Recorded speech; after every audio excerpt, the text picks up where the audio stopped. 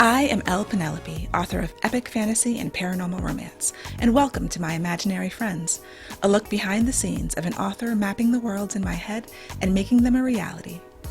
Hello friends, today is Sunday, May 23rd, 2021, and this is episode 121 of My Imaginary Friends. I'm Leslie. So this week's best thing is a song that was released and got in my head, and now I listen to it at least once, more likely twice or three times a day. It's called 5-5 by Toby Wigwe, and it's got so much energy. It's like, I dare you to feel bad after you have heard the song. I have a playlist, it's called my happiness playlist for when I'm like trying to lift my mood, my energy level. And this is going at the top of the playlist. And I'm going to link to it in the show notes. It's got a really artistic video. It's just full of energy. I just think that if you need an energy uplift, this is great. And he just started releasing behind the scenes videos of the making of the music video. And so that's on Instagram too. I'll link to that because just seeing the creative process. And he's such a specific creative person. His videos always have everyone's wearing the same color scheme. Usually they're in this set or space. I don't know if this is his house where he lives, but with the same color scheme. It's like a mint green now. And I think in the past he's gone through other color schemes. So a real creative person who's got a specific vision. And, I have a degree in film and I don't use it anymore necessarily, but I used to be in a lot of sets, and the last set I was on, I wasn't part of it. My brother was filming the TV show he was on. My brother, Paul James, star of the Netflix show Soundtrack, if you haven't watched it. One season, but it was a good season. Yeah, and that was 2 years ago in Chicago when I was on set with him. And being on set reminded me how much I don't like being on set, which is why I think I don't use my film degree. I initially wanted to be an editor, and I worked in video production in DC for a while, and then I went to get my master's in multimedia because I knew I wasn't going to go to LA. At one point I thought I was going to go to New York and try to do, indie film, but I'm glad for the way things worked out. They worked out the way they were supposed to. But looking at the behind the scenes and just seeing, I don't think he's technically the director of the video, but he's in charge of everything. Maybe he was the director. I think someone else was credited, but you can just see his vision coming through very clearly because there's 100 people in this video, dancers, and I guess they're dancers. But he knew exactly what he wanted, and he knew exactly what he was trying to get out of everybody. But he was always also still positive and respectful. And I read that it was a 14-hour shoot in one day. My point is that it got me thinking a lot about knowing what you want and being very specific about your vision. And I think that can be difficult for me with certain things that I feel like are outside of my control. Like my books are within my control. And obviously I try to make them adhere to my vision, which is, I wonder if it's harder with fiction than it is with a visual medium like filmmaking. Because, there's this meme that goes around in different forms about the book in my head is this beautiful mansion or a beautiful horse. And then the book I wrote is this shack in the woods or a child's sketch of a horse with 15 legs. It never matches up to the vision that you had. Where none of the films I ever made matched up exactly to the vision I had. So maybe it's not possible, but you try to get as close as you can. You storyboard. The books run as films in my head, just like films I made ran before I made them. And then it's getting the angle that I saw, getting the angle I storyboarded, trying to get the colors and set. And then in student films and indie films, it's just, a lot of budgetary concerns. You can't get what you wanted because you literally can't afford to. And in other creative pursuits, it's just the limitations of either your ability, your skill level, your budget, the materials available to you, all of these things. So really it's about having the vision and getting as close as possible to it. Anyway, listen to the song and dance, start every day with dance. The read-along for Earthsinger Chronicles is starting this week. I'll be posting an intro video this week, and then at the end of the week, which will be next Sunday, because in my mind these weeks end on Sunday, I'll post the behind-the-scenes stuff. And that'll be going on for the rest of the summer until August 17th, when the fourth book, Requiem of Silence, releases. So yeah, that is coming. I've got to make some graphics at the last minute, which I should have made a million years ago, but that's where we are right now. Writing update. I did get more words this week. I think I only got like 6,000 or something, but being in the middle, as we discussed last week, is difficult. I was trying to get back on track, and as I'm writing these scenes and feeling the ship slip. Like, I read the first half and I liked it, and I'm trying to recapture that energy, because that was just last week when I did that. I wrote a scene, a fast draft of a scene on Friday, and I haven't revised it yet. Maybe I'll get to do that today. And it's just back to being, this is not at all what I had envisioned, And maybe I didn't have a clear enough vision. I don't know. I'm still stuck in the middle where I'm moving forward. It's just feeling funky, not as good and smooth as the beginning felt. And it's part of the process. I have to acknowledge that. Middle always feels bad. And not just the midpoint, but after the first half of the book, things start feeling weird. And maybe that's going to be the rest of the story. I mean, how it is for the rest of this book, I don't know. I don't want that to be the case, but I have to acknowledge that the first half went suspiciously easily. I was very happy about that, but also surprised and somewhat concerned. So yes, we'll see how the rest of this goes. I'm going to keep pushing forward, keep trying to hit that 10,000 words a week goal. Although, if I don't write on the weekends, it is a little bit more difficult. And I'm just also giving myself the time to not stress about that goal, and to try to just, if I need a little bit more space, if I'm not doing, kind of working on 2 scenes a day, if it's only 1 scene a day, then I'll allow that to happen, because now is not the time to push. I gave myself plenty of space in the deadline from my editor. So, and this is why, because everything was going really well, but I always pad it a lot when I have the ability to do so. And I do. So that in my writing update, I am moving forward. Also, since this story takes place in a futuristic version of San Francisco, and my brother happened to be in San Francisco for a month shooting a film, I was like, Paul, you have 2 days off a week. You have time. Can you go to the Transamerica Pyramid for me and see if you can get inside and take pictures of the lobby? And if not, because of the pandemic, they might not let you inside. Just take pictures around, because I am using that as a location in my story. And he was able to get inside and take some pictures of the lobby and like where the elevators are and stuff that have me actually changing some things, just like descriptions of things. And then I also found some floor plans of the building, which I should have done at the beginning. And I don't know why. I just forgot. I didn't think about it. But yeah, I have a whole thing where my character is claustrophobic, and so riding in the elevator is difficult for her. And that's kind of why I wanted him to tell me what like the elevators look like. How do you get to the elevators? And it's like a minor detail, but it's a real building, and I'm using a real building in an alternate world for a reason. So I would like to get as close as possible to reality. And my friend was listening to me talk about finding the floor plans and just kind of laughing at me. And I'm like, but this is how it works in my head. I imagined in my head 4 stairwells in this building. There are only 2. And since it's a pyramid, it's wider at the bottom. As you go up, one of the stairwells is in the middle of the building and one is on the end. And I discovered this from looking at the floor plans. And then when Paul sent me the pictures of the lobby and where the elevators are, I was like, oh, because I didn't have a floor plan of the first floor. And I got the floor plans off like a realtor website who was selling, real estate in the building, or leasing it.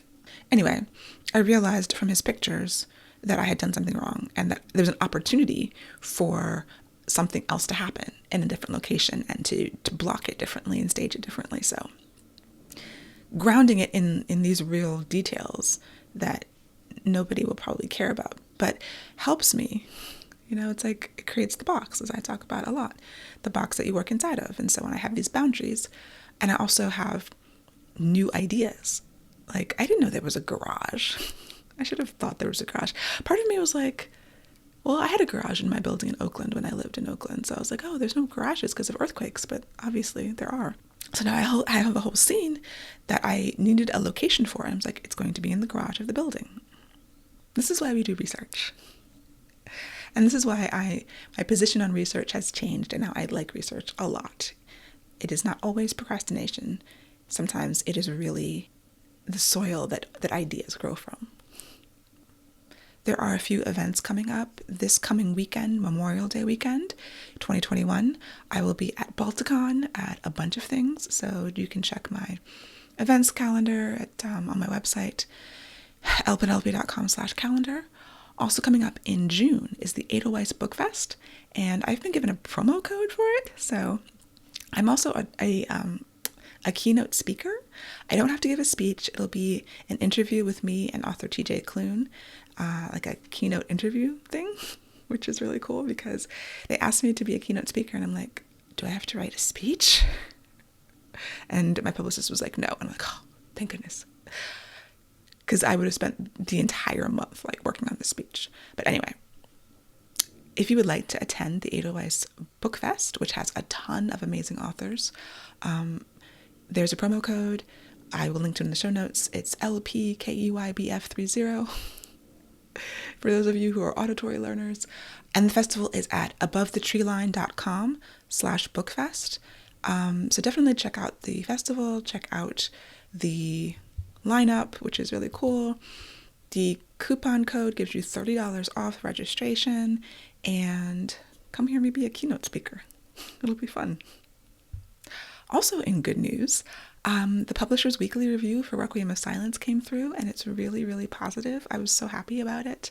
There's supposed to be an interview that is going with me that'll be published at some point, and I will obviously tell you guys when that happens. I haven't seen that come through yet, but the review is lovely. There's great quotes that we can pull from it for marketing purposes, and I don't have any of them in front of me right now, but I was really happy. It's not a starred review, but it's so positive and wonderful, and it made me feel like at least the person who read this understood what I was trying to do with the end of the story, and it worked for them. And, ending the series had been, when I was deep working on it, when I first started, it was right after Game of Thrones had ended, and the Marvel cinematic, phase, whatever, had ended with Endgame and all of that. And I was just despairing over ending the series and how to do it justice and do it well and avoid a Game of Thrones style catastrophe. So at least this reviewer felt it was positive. And I read trade reviews. I can't bring myself to read regular reviews. They kind of make you read the trade reviews. It made me feel like I had at least, in someone's eyes, accomplished this thing I had set out to accomplish, which is really nice and hopefully can help me push through this current book that I'm struggling with. There is a video that I saw linked to in some Facebook group that I'm on, and this is a woman who has this whole series on structure for plotting. And this particular video I thought was great because it's on the alternative to a dark moment. So usually at the end of Act 2, in most plotting systems, you have the dark moment, they call it the black moment, break into Act 3, depending on how you look at it. It's just when everything falls apart. Either they lose, they are at the worst point possible, to move you into Act 3 where they come back on top in many stories. But this woman has an alternative to the dark moment called the temptation moment. And especially in romances, I have grown weary of the dark moment. There are a lot of times I'll just stop reading a book right before the dark moment when I sense it's coming, because usually it's always darkest before the dawn. It's always brightest before the dark moment. Like, you think everything is good, and then it's this horrible thing that takes it all away. And in a romance, I often don't need that. I just want them to be happy. And some authors are not doing dark moments. And I think maybe they're doing temptation moments. I'd have to go back and reread some people. Like Christina C. Jones is the one who pretty reliably in the books I've read doesn't have this dark moment. It's just sort of the characters have struggled so much through the first 2/3 of the book that they don't need that final big explosive, just distraction disaster at that point. They just, maybe it's starting to come up a little bit. But the temptation moment is sort of like when they get everything they thought they wanted, and then they realize they didn't want it.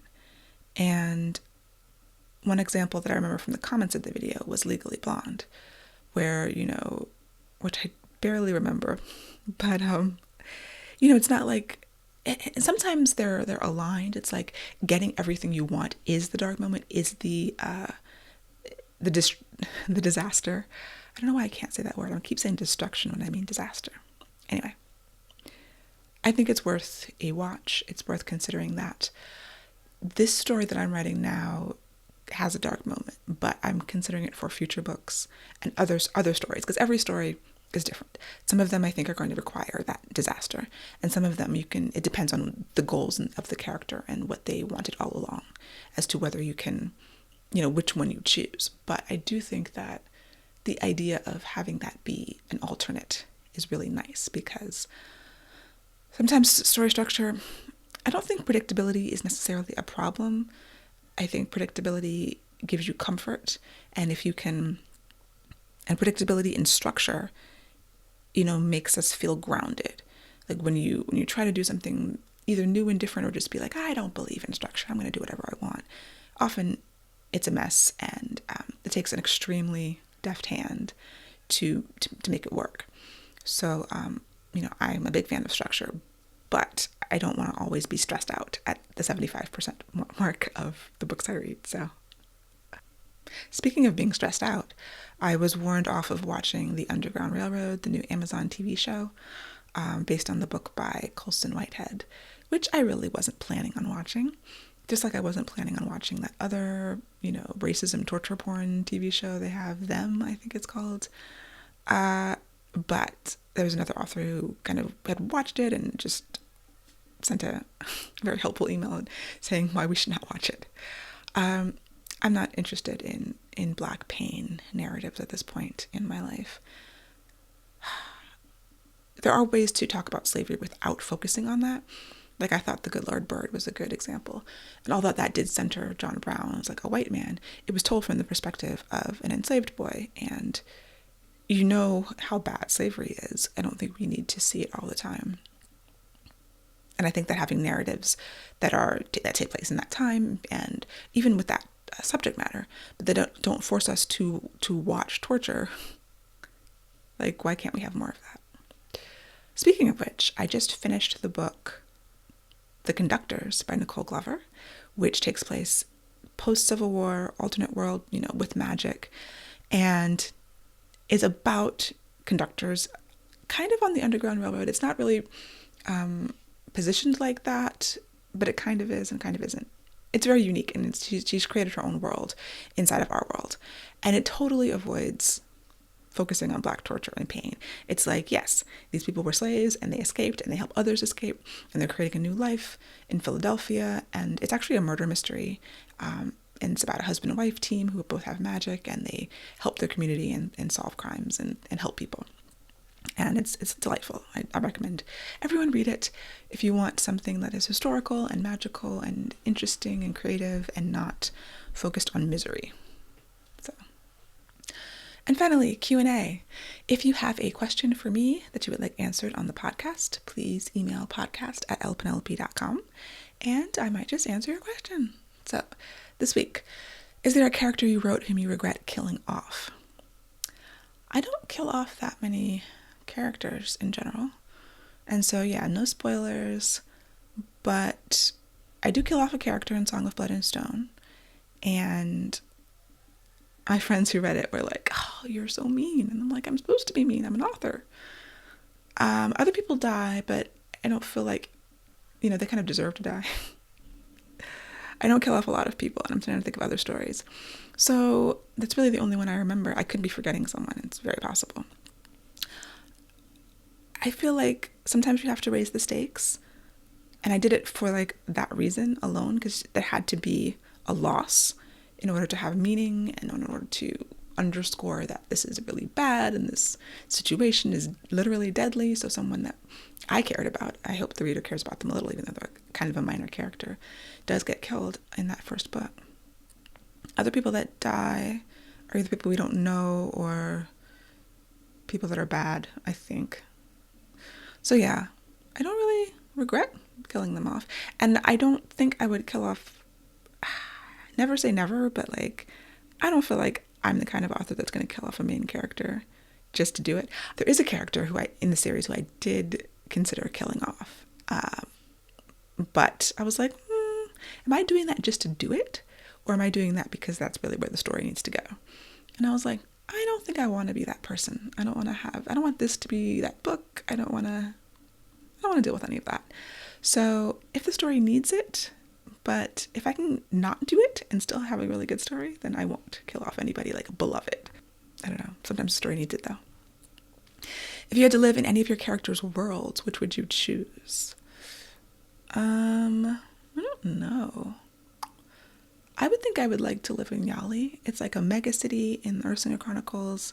It's very diesel punk, but there's lots of different. There's like 18 commonwealths, and they all have different aspects to them and different characteristics. But part of me would like to live in Euphoria, which is in the Angelborn books, which is basically heaven. You kind of don't have a body, but you can come to Earth if you want, and you just live as energy. That would be interesting. And then if it was up to you, how many books or pieces of work would you release a year? I would release as many as possible. If I could write many more books than I can now and they all be good, yeah, bring it on. I mean, I can't. If like at a reasonable writing pace, I think 3 books a year would be ideal. 3, if I could do 4, amazing. Like 2 long books, 1 short one, I don't know. But as I get a little faster, it would be nice to have more work in the world and to release more stories and to do it more quickly. Maybe that will happen one day. I don't know. A final word, if you are a person who ships things out, and I think this is only US, I guess, but pirateship.com is amazing. I've started using it. I am shipping out books, print books, signed books. I'm selling those on my website, and yeah, Pirate Ship has made my life so much easier because the post office is not far away, but ever since the pandemic, it's been crowded all the time. Like I used to be able to just pop in the post office at 11 a.m. and nobody was in there. Now there's always a line. So with Pirate Ship, you can print your postage at home, media mail also, and then just drop it off at the post office. You can also apparently schedule the post office to or the mail person to pick up things, but I don't trust that, and I don't know if that's going to work out. I don't mind just dropping it off there at the desk and being on my way. So if you're a person who has to ship things out, pirateship.com, it's free. They charge you the normal post office rates, apparently. It's like amazing. So anyway, my goal for this week is to get 10,000 words, 8 to 10, we'll see, and just move forward in the story. I also have a lot of other things coming up that maybe I'll talk about next week. So I hope that you have a wonderful week. Have a wonderful Memorial Day. I don't know when I'm going to record next weekend because it is packed, but I will find a way. And I will talk to you next time. For episode show notes and to sign up for the Footnotes newsletter and get the show notes in your inbox, go to myimaginaryfriendshow.com. Subscribe wherever you get your podcasts and watch the video episodes on YouTube. I would really appreciate a rating or review to help support the show. And My Imaginary Friends is part of the Frolic Podcast Network. For more fantastic podcasts, go to frolic.media/podcasts.